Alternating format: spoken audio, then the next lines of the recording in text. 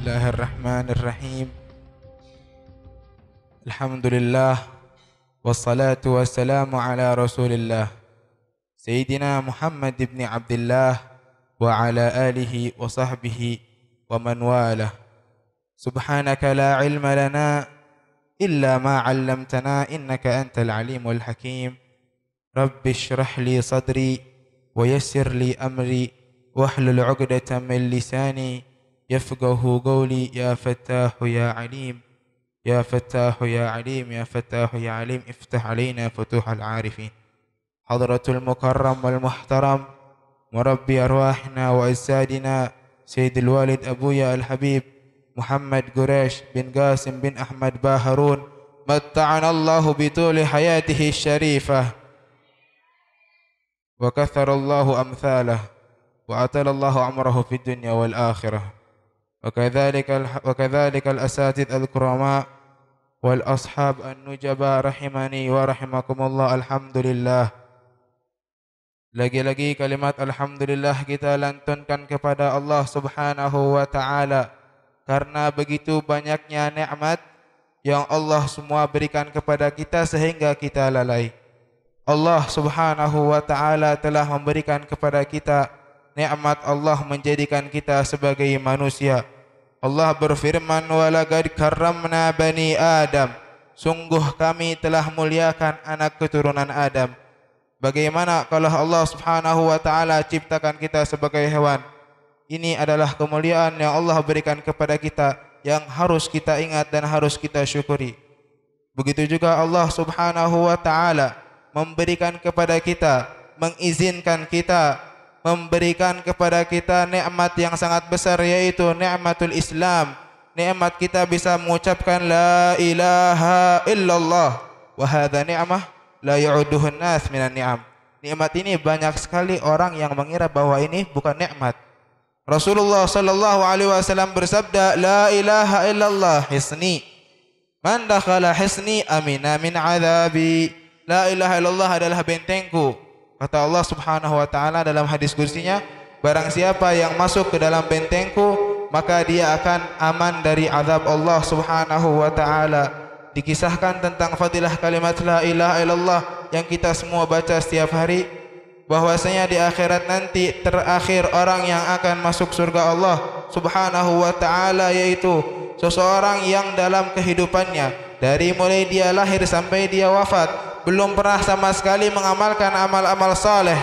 Hanya saja pada suatu saat orang tersebut pernah mengambil suatu kertas, ternyata di kertas tersebut adalah lafaz la ilaha illallah yang ia baca tanpa sengaja.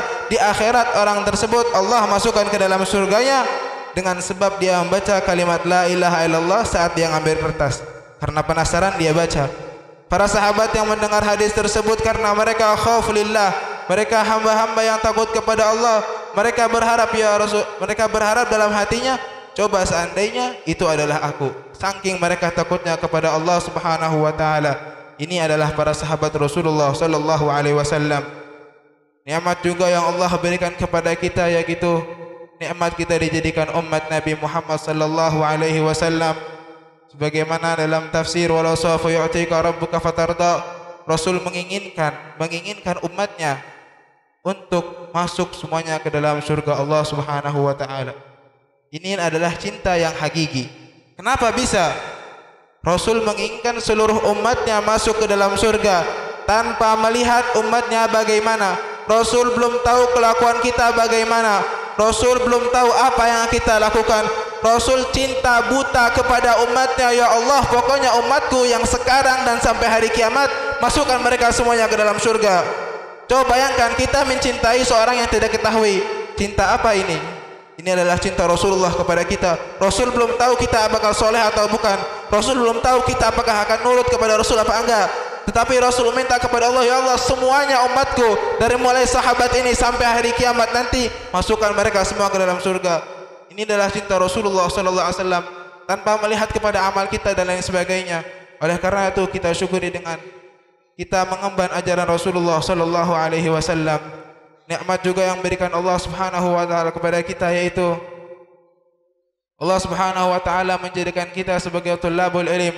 orang-orang yang menuntut ilmu Allah Subhanahu wa taala, yang mana setiap harinya hitanul bahr, hewan-hewan yang berada di laut sana memintakan ampun kepada para penuntut ilmu, maka insyaallah Subhanahu wa taala dosa-dosa kita digugurkan oleh Allah Subhanahu wa taala.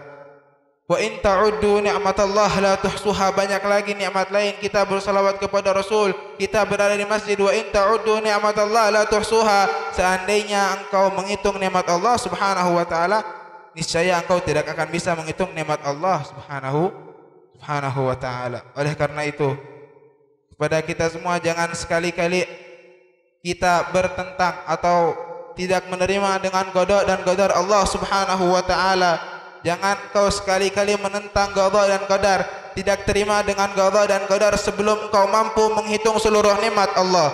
Kalau engkau bisa menghitung seluruh nikmat Allah, silahkan bandingkan apa yang Allah berikan kepadamu berupa kebaikan dan keburukan, bandingkan banyak yang mana. Oleh karena itu, ketika kita kurang atau menurun iman kita melihat qada dan qadar yang Allah turunkan kepada kita, lihatlah kepada nikmat-nikmat. Akan tetapi hal ini adalah sangat sulit dilakukan kecuali oleh orang-orang yang diberikan Allah Subhanahu wa taala taufik dan hidayahnya. Rasul sallallahu alaihi wasallam pernah bersabda dalam hadisnya, "Ta'annu fis salawatil khams."